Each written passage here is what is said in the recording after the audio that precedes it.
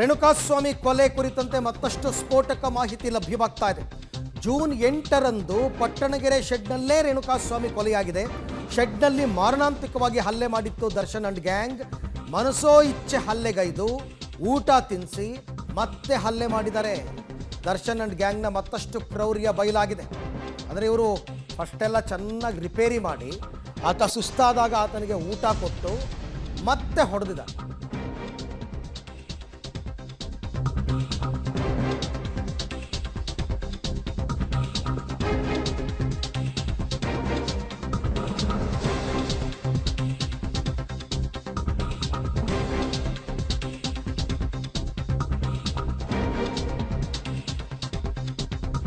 June 8ರ 12:30 ಮಧ್ಯಾಹ್ನ 12:30 ಶೆಡ್ಗೆ ಕರ್ಕೊಂಡು ಬರ್ತಾರೆ. ರೇಣುಕಾಸ್ವಾಮಿಗೆ ಕರ್ಕೊಂಡು ಬಂದ ತಕ್ಷಣ ಮಾರಣಾಂತಿಕವಾಗಿ ಹಲ್ಲೆ ಮಾಡ್ತಾರೆ.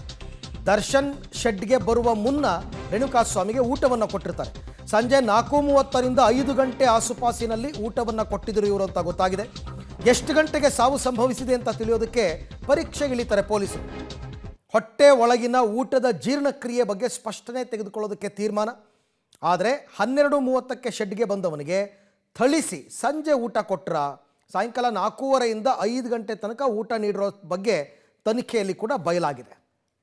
ಈ ಬಗ್ಗೆ ಮತ್ತಷ್ಟು ಮಾಹಿತಿ ನನ್ನ ಕೊಲೀಗ್ ಮುರಳೀಧರ್ ಅವರಿಂದ ಪಡ್ಕೊಳ್ಳೋಣ. ಮುರಳಿ, ಸಾಮಾನ್ಯವಾಗಿ ಈ ಸಾವು ಸಂಭವಿಸಿರುವ ಟೈಮ್ ಎಷ್ಟು ಗಂಟೆಗೆ ಅಂತ ತಿಳ್ಕೊಳ್ಳೋದಕ್ಕೆ ಯಾವ ರೀತಿ ಸಹಾಯವಾಗುತ್ತೆ ಈ ಊಟ ಮಾಡಿದ್ದಾರೆ ಮತ್ತೊಂದು ಮಗದೊಂದು ಈ ಎಲ್ಲ ವಿಚಾರಗಳು ಅಂತ?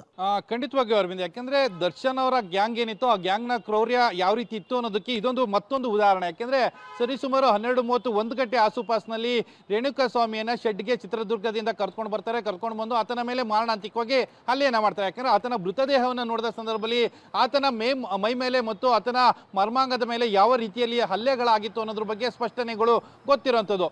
ಆದ್ರೆ ಪೊಲೀಸರ ತನಿಖಾ ಸಂದರ್ಭದಲ್ಲಿ ಅವತ್ತು ರಿಮಾಂಡ್ ಕಾಪಿಯಲ್ಲಿ ಒಂದು ಉಲ್ಲೇಖವನ್ನ ಮಾಡ್ತಾರೆ. ಸರಿಸುಮಾರು 4:30ರಿಂದ 5 ಗಂಟೆ ಸಂದರ್ಭದಲ್ಲಿ ಆತ ಊಟ ಮಾಡಿರುವಂತಹ ಸಾಧ್ಯತೆಗಳಿದೆ, ಊಟ ಮಾಡಿರುವಂತಹ ಸಾಧ್ಯತೆಗಳಿರುವಂಥದ್ದು ಅನ್ನೋದ್ರ ಬಗ್ಗೆ ಉಲ್ಲೇಖ ಮಾಡಿದ್ದಾರೆ. ಅದರ ಅರ್ಥ ಗೊತ್ತಾಗ್ತಾ ಇರುವಂಥದ್ದು 12:30 1 ಗಂಟೆಯಿಂದ ಆತನಿಗೆ ಮಾರಣಾಂತಿಕವಾಗಿ ಹಲ್ಲೆಯನ್ನ ಮಾಡಿ ಮತ್ತೆ ಆತನಿಗೆ ಊಟವನ್ನು ಕೊಡಿಸಿ ಮತ್ತೆ ಆತನ ಮೇಲೆ ಹಲ್ಲೆಯನ್ನ ಮಾಡಿ ಹತ್ಯೆಯನ್ನ ಮಾಡಿದ್ದಾರೆ ಅನ್ನೋದು ಸ್ಪಷ್ಟವಾಗಿ ಗೊತ್ತಾಗ್ತದೆ. ಅರವಿಂದ್, ಏನಂದ್ರೆ ನೀವು ಕೇಳ್ತಾ ಇದ್ರಿ ಮರಣೋತ್ತರ ಪರೀಕ್ಷೆ ವರದಿ ಬರುವಂತಕ್ಕೆ ಅಂದ್ರೆ ಆತನ ಸಾವು ಸಂಭವಿಸಿದಂಥ ಸಮಯ ಯಾಕೆ ನಿಗದಿತವಾಗಿ ಗೊತ್ತಾಗಬೇಕು ಅಂತ ಅಂದ್ರೆ ಯಾರ್ಯಾರು ಆ ಸಂದರ್ಭದಲ್ಲಿ ಇದ್ರು. ಉದಾಹರಣೆಗೆ 4:30ರಿಂದ 5 ಗಂಟೆ ಸಂದರ್ಭದಲ್ಲಿ ಊಟ ಮಾಡ್ತಾನೆ. ಊಟ ಮಾಡಿದಾಗ ಆತ 6 ಗಂಟೆ ಅಥವಾ 7 ಗಂಟೆ ಸಂದರ್ಭದಲ್ಲಿ ಸಾವು ಸಂಭವಿಸಿದ್ರೆ ಆತನ ಹೊಟ್ಟೆ ಒಳಗಡೆ ಸೇರ್ಕೊಂಡಂತ ಊಟ ಏನಿರ್ತದೆ, ಊಟ ಎಷ್ಟು ಪ್ರಮಾಣದಲ್ಲಿ ಜೀರ್ಣಕ್ರಿಯೆ ಆಗಿದೆ ಏನು ಅನ್ನೋದ್ರ ಬಗ್ಗೆ ಒಂದಷ್ಟು ಕ್ಲಾರಿಫಿಕೇಶನ್ಗಳು ಸಿಗ್ತವೆ. ಸರಿಸುಮಾರು 6 ಗಂಟೆ ಸಂದರ್ಭದಲ್ಲಿ ಆತ ಸಾವು ಸಂಭವಿಸಿದೆ ಅಂದ್ರೆ 6 ಗಂಟೆಯಲ್ಲಿ ಶೆಡ್ನಲ್ಲಿ ಯಾರ್ಯಾರು ಇದ್ರು, ಯಾಕೆಂದ್ರೆ ಅಲ್ಲಿ ಟವರ್ ಡಂಪ್ ಲೊಕೇಶನ್ ಅನ್ನ ತೆಗೆದುಕೊಳ್ತಾರೆ, ಸಿಡಿಆರ್ ಅನ್ನ ತೆಗೆದುಕೊಳ್ತಾರೆ. ಆ ಶೆಡ್ನ ಒಳಗಡೆ ಯಾರ್ಯಾರಿದ್ರು ಆತನ ಸಾವು ಸಂಭವಿಸಿದ ಸಂದರ್ಭದಲ್ಲಿ ಅನ್ನೋದ್ರ ಬಗ್ಗೆ ಒಂದು ಕ್ಲಾರಿಫಿಕೇಶನ್ ಅನ್ನ ಪಡ್ಕೊಳ್ಳೋದಕ್ಕೆ ಈ ರೀತಿಯ ಪ್ರಯತ್ನಗಳನ್ನ ಪೊಲೀಸರು ಮಾಡ್ತಾ ಇರುವಂತದ್ದು. ಯಾಕಂದ್ರೆ ಇದರಲ್ಲಿ 17 ಜನ ಆರೋಪಿಗಳಿದ್ದಾರೆ. ಅದರಲ್ಲಿ ಕಿಡ್ನಾಪ್ ಮಾಡಿದಂಥವ್ರು ಇರ್ಬೋದು, ಜೊತೆಗೆ ಅದನ್ನ ಸಾಕ್ಷಿ ನಾಶ ಮಾಡಿದಂಥವ್ರು ಇರ್ಬೋದು, ಮತ್ತು ಮೃತದೇಹವನ್ನು ತೆಗೆದುಕೊಂಡು ಹೋಗಿ ಬಿಸಾಡಿದಂಥವ್ರು ಇರ್ಬೋದು, ಮತ್ತು ಹೊಡೆದು ಹಲ್ಲೆ ಮಾಡಿ ಹತ್ಯೆ ಮಾಡಿದಂಥವ್ರು ಇರ್ಬೋದು.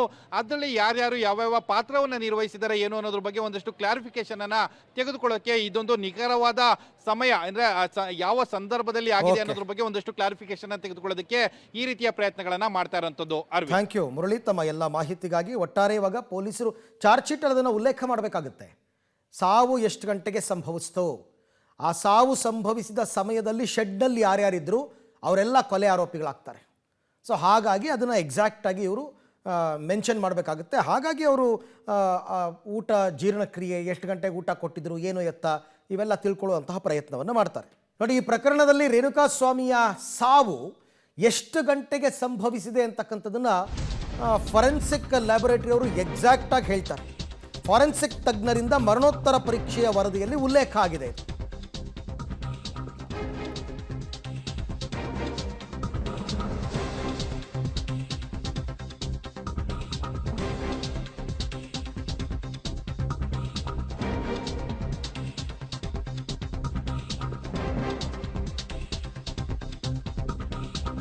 ತಜ್ಞರು ಮರಣೋತ್ತರ ಪರೀಕ್ಷೆಯಲ್ಲಿ ಆ ವರದಿಯಲ್ಲಿ ಉಲ್ಲೇಖ ಮಾಡಿದಾರಂತೆ.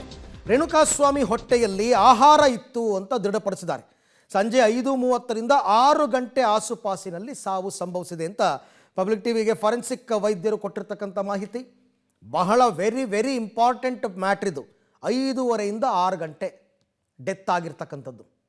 ಆ 5:30 6 ಗಂಟೆ ಟೈಮ್ನಲ್ಲಿ ದರ್ಶನ್ ಅಲ್ಲಿದ್ರಾ, ಇರಲಿಲ್ವಾ? ಪವಿತ್ರ ಗೌಡ ಇದ್ರಾ, ಇರಲಿಲ್ವಾ? ಇದು ನೋಡಿ ಒಂದೊಂದಕ್ಕೊಂದೊಂದು ಹೆಂಗೆ ಸಿಂಕ್ ಆಗ್ತಾ ಹೋಗುತ್ತೆ ನೋಡಿ. ಇದು ಈ 17 ಜನರಲ್ಲಿ ಯಾರಿದ್ರು, ಸಾವು ಸಂಭವಿಸಿದಾಗ ಯಾರಿದ್ರು ಅವರು ಕೊಲೆ ಆರೋಪಿ ಆಗ್ತಾರೆ. ಹಾಗಾಗಿ ಅದನ್ನು ಮ್ಯಾಚ್ ಮಾಡೋದಕ್ಕೋಸ್ಕರ ಫೊರೆನ್ಸಿಕ್ ತಜ್ಞರು ಮರಣೋತ್ತರ ವರದಿಯಲ್ಲಿ ಈ ವಿಚಾರವನ್ನು ಉಲ್ಲೇಖ ಮಾಡಿದ್ದಾರೆ.